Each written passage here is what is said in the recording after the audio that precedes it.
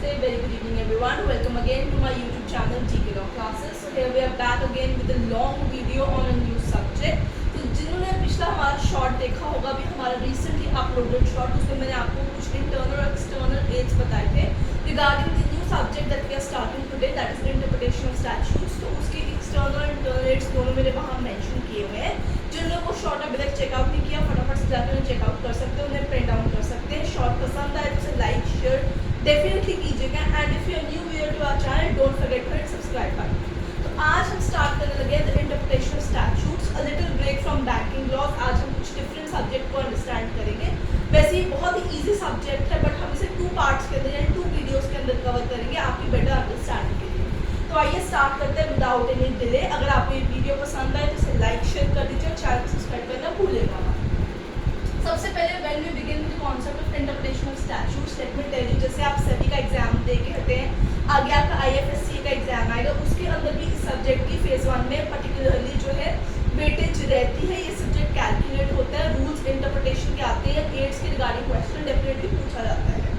तो आइए स्टार्ट करते हैं। जब आप LLM वगैरह कर रहे होंगे, रिसर्च कर रहे होंगे या PhD कर रहे होंगे, तो आपको इंटरप्रिटेशन स्टैट्यूट स्पेसिफिकली पढ़ाया भी जाएगा subject, to let you know what kind of statutes are there, ठीक है, उनकी classification, the aids in helping you to basically interpret the particular statutes, ये सब कुछ बताया जाएगा। Now when we proceed with the concept of this interpretation statute, it is very important to know the exact meaning of the word interpretation. तो आपको इसका meaning पता होना चाहिए। What is the particular meaning of interpretation? What is the interpretation? Interpretation statute is to know the real intent of legislation.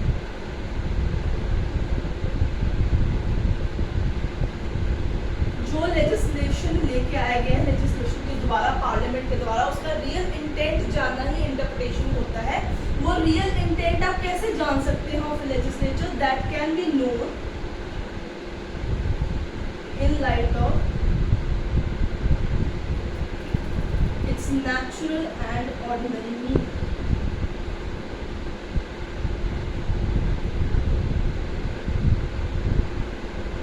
Meaning of enactment. Now students, this is very important question. ये सब बहुत बार पूछा भी जा सकता है। What do you mean by term interpretation? What do you mean by term constructions? तो आपको बेसिकली मतलब पता होना चाहिए इंटरप्रिटेशन का, क्योंकि जब तक आपको मतलब नहीं पता होगा, आप क्लासिफिकेशन ऑफ स्टैट्यूट्स तक नहीं प्रोसीड फॉरवर्ड कर पाएंगे। So this is going to be a very important question, what is the meaning of the word interpretation. So to know the real intent of legislature in light of its ordinary natural meaning of the enactment is what the interpretation of that particular enactment, ठीक है। Now when you have come to know regarding interpretation of, interpretation of से आपको clear होगा किस चीज़ का interpretation हमें demand है, हमें किस चीज़ का डिमांड है, स्टैट्यूट, वो जो आपका इनैक्टमेंट है वो। सो स्टैट्यूट को बेसिकली हम विल ऑफ लेजिस्लेचर कहते हैं। जो आपका पर्टिकुलर इनैक्टमेंट है, the will of legislature, the spirit जिसके बेसिस के ऊपर वो पर्टिकुलर लेजिस्लेचर पास किया था, उसे स्टैट्यूट कहते हैं, जिसमें आज का हमारा टॉपिक रहेगा classification of statutes. So this topic we are going to cover today, but उससे पहले, इस particular topic से पहले हमें जाना होगा the word construction. तो आप interpretation, आपको statute का मतलब समझ लग गया है, but interpretation के साथ जो है एक word ऐसा भी है जो बहुत ही confusion create कर देता है। जब हम interpretation का meaning समझते हैं तो हमें एक और वर्ड का जो है मीनिंग समझना जरूरी है, वो है कंस्ट्रक्शन। क्वेश्चन इसमें से भी बहुत बार आता है, what is the difference between interpretation, what is the difference between construction. Let me tell you, difference जो है वो बिल्कुल एक थिन लाइन का डिफरेंस है, बहुत ज़्यादा इसके अंदर डिफरेंस नहीं है। मैं आपको बता देती हूँ, ये बेसिकली इसका मतलब होता है, कंस्ट्रक्शन का मतलब होता है डिड्यूसिंग और ड्राइंग conclusions from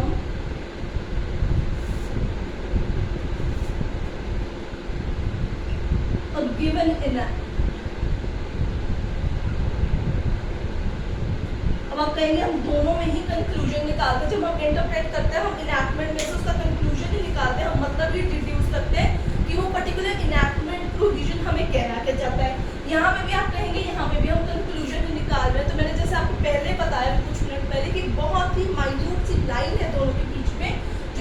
पॉइंट्स को डिफरेंशिएट करती है। यहाँ कंस्ट्रक्शन जो है वो आपकी अजम्पशन होती है बेसिकली, ठीक है ना। आप अपनी जो मेंटल कैपेसिटी है उसके बेसिस के ऊपर डिड्यूस करते हो जो इनैक्टमेंट दिया, अपने आप अजम्प्ट करते हो in the light of your own logical reasoning. But जब हम यहाँ पर इंटरप्रिटेशन की बात करते हैं तो एग्जैक्टली जो वर्ड्स होते हैं ऑफ दिस पर्टिकुलर स्टैट्यूट उन्हीं को ही हम इंटरप्रेट करते हैं। यहाँ पे अजम्पशन है, लॉजिकल रीजनिंग है, आपने अज्यूम किया अपने आप कि आपको लगता है ये इस चीज का मतलब है। That is what your construction is. But when we talk about interpretation of statutes we talk about what the particular word proviso enactment says. हम उसके ऑर्डिनरी नेचुरल मीनिंग जो है उसको डिड्यूस करते हैं, पास्ट हिस्ट्री को चेक करते हैं, जुडिशियल प्रैक्टिसेस को चेक करके उस पर्टिकुलर प्रोवाइजो को, इनैक्टमेंट को, हेडिंग को, केस को जो है इंटरप्रेट करते हैं। So this is the particular difference between the concept of interpretation and constructions. ठीक है, तो आज का हम पर्टिकुलर जो हमारा टॉपिक है क्लासिफिकेशन ऑफ स्टैट्यूट्स उसको स्टार्ट करते हैं। आई होप आपको डिफरेंस जो है इंटरप्रिटेशन और कंस्ट्रक्शन में जो है वो समझ में आ गया है। समझ आ गया तो कमेंट सेक्शन के अंदर डबल थम्स अप कर दीजिए, वीडियो पसंद आ रही है तो लाइक शेयर कर दीजिए, और अगर आप प्रीवियसली कोई भी शॉर्ट या वीडियो हमारे चैनल पे चेकआउट कर रहे हैं और सब्सक्रिप्शन बटन अभी तक क्लिक नहीं किया तो अभी फटाफट जाइए नीचे सब्सक्राइब बटन क्लिक कर दीजिए। आइए स्टार्ट करते हैं आज का topic classifications. Classification of what statutes, ठीक है, इसके ऊपर हमारा आज का फोकस है। अब हम क्लासिफिकेशन ऑफ स्टैट्यूट्स, जिसमें बहुत सारे अलग अलग तरीके के हमारे पास स्टैट्यूट्स हैं, हम कोशिश करेंगे जितने ज़्यादा आज की वीडियो में कवर कर सके। सबसे पहले हम बात करेंगे किस बेसिस के ऊपर, ड्यूरेशन के बेसिस पे, ठीक है। ड्यूरेशन के बेसिस पे आपके पास एक होता है टेम्पररी स्टैट्यूट जो एक पर्टिकुलर टाइम के लिए बनाया जाता है, जैसे कि ऑर्डिनेंस इसके अंदर कवर हो जाते हैं हमारे। एक होता है हमारे पास परमानेंट स्टैट्यूट, ठीक है, जो प्रॉपर इन दिस सेशन जो आपकी पार्लियामेंट है वहाँ पे पास किए जाते हैं। जैसे हमारा कॉम्पिटिशन एक्ट 2002 उसका भी शॉर्ट हमारे पास चल रहा है, आप सभी उसको काफ़ी देख रहे हैं, so thank you so much. So temporary based classification statute में फर्स्ट आपका आ गया on the basis of duration temporary, that means your ordinance would cover. Permanent जैसे कॉम्पिटिशन एक्ट ऑफ 2002, मैं आपको एग्जांपल दे के समझाई जाऊंगी, आप देख सकते हैं आगे।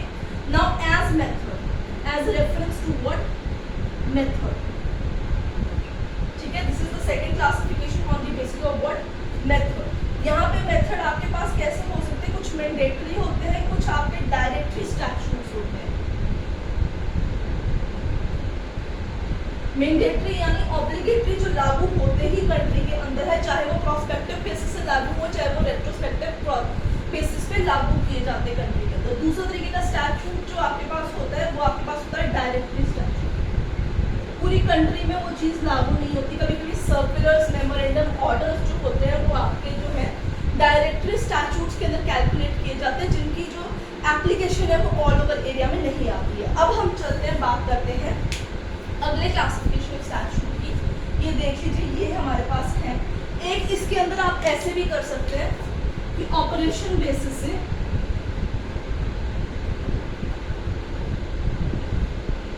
प्रोस्पेक्टिव और रेट्रोस्पेक्टिव कर सकते हैं। अभी हाल ही में मैंने एक शॉर्ट आपके साथ शेयर किया था, उसकी अगर आपने देखा होगा, मैंने अपने पर्टिकुलर नोट्स शेयर किए थे आपके साथ regarding a particular act. Let me know in the comment section वो कौन से एक्ट का शॉर्ट था, वो रेट्रोस्पेक्टिव इन ऑपरेशन था। तो अगर आपने वो शॉर्ट नहीं देखा तो प्रीवियसली एक दो ही पुराने शॉर्ट्स उसमें जाके चेकआउट कर सकते हैं और जान सकते हैं कि रेट्रोस्पेक्टिव ऑपरेशन के बेसिस पे कौन से एक्ट को आप रेफर कर सकते हैं। Now student while writing in examination या आप चाहे एमसीक्यू का एग्जाम दे रहे हो, आपको पता होना चाहिए इन पर्टिकुलर जितने भी हम क्लासिफिकेशन करें इसमें कौन से तरीके के एक्ट आ सकते हैं। कहीं कहीं जगह मैं आपको एग्जाम्पल एक्ट के नाम बताई जा रही हूँ, कहीं कहीं जगह पे आप खुद उसे स्टडी कीजिए, एनालाइज कीजिए और नामों को ऐड कीजिए, क्योंकि अगर आप ऐसे नहीं करेंगे तो आप इसे रिवाइज प्रॉपर्ली नहीं कर पाएंगे।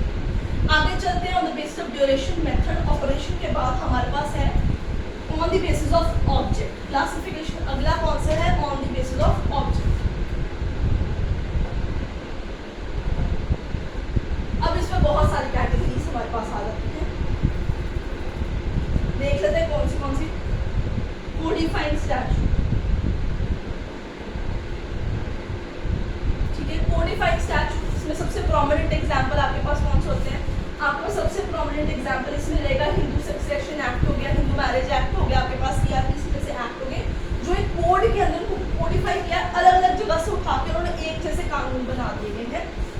देन यू हैव डेक्लरेटरी, जो कुछ पर्टिकुलर पॉइंट्स को डिक्लेयर कर रहे होते हैं। डेक्लरेटरी जितने भी स्टैट्यूट्स होते हैं ये आपके इनकम टैक्स एक्ट में बहुत आते हैं बार बार। Then you come for remedial statutes, previous किसी स्टैट्यूट के अंदर कोई पॉइंट में नुक्स रह गया तो उस चीज़ को ठीक करने के लिए हम रेमेडियल स्टैट्यूट्स भी लेके आते हैं।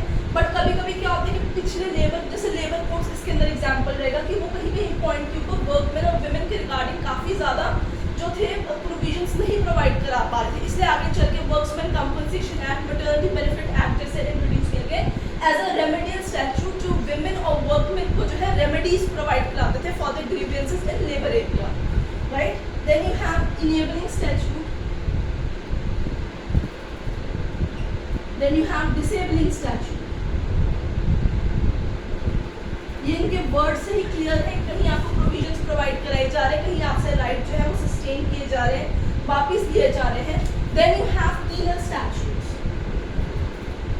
पीनल स्टैट्यूट का इस टाइप का प्रोमिनेंट एग्जांपल भारतीय न्याय संहिता है, जो पेनल्टी देता है for the wrong committed by any person against another person. Taxing statutes, income tax, GST act, यहाँ पे टैक्सिंग स्टैट्यूट्स के अंदर ये सारे आपके पास एक्ट जो है आ जाते हैं, ठीक है। इसके अलावा हमारे पास और कौन से स्टैट्यूट आते हैं? Amending statutes.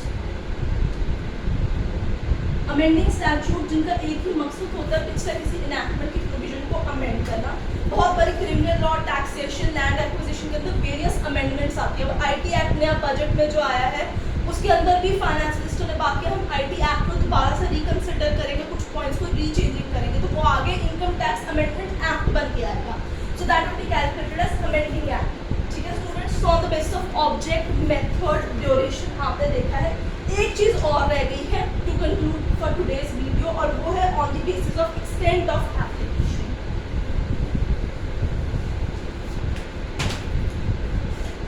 Extent of application, so this is the last classification.